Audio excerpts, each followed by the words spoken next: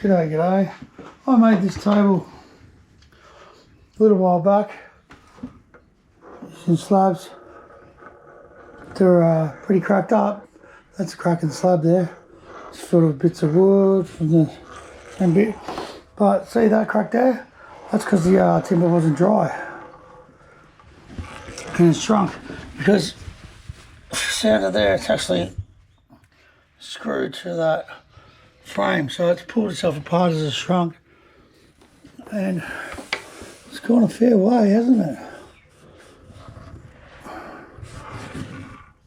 But yeah, it's just an interesting note I thought I'd share.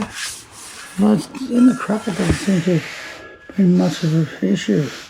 So it's cracked all the way down there, all through here, and as you can see, they're all different sized bits of wood.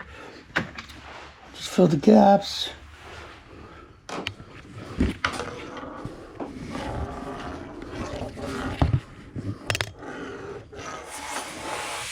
Yeah.